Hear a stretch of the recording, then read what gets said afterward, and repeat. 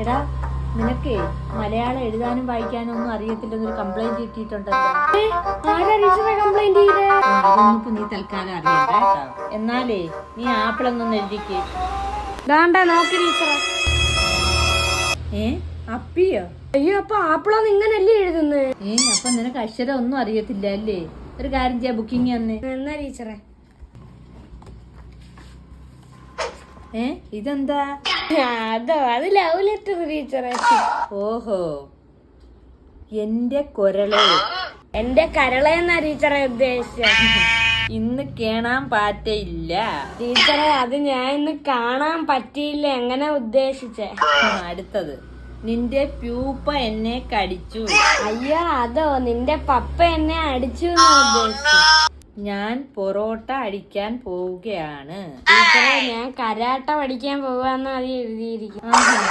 നിനക്ക് അക്ഷരം തീരെ അറിയത്തില്ലല്ലോ. ഏറെക്കുറെ അറിയാം.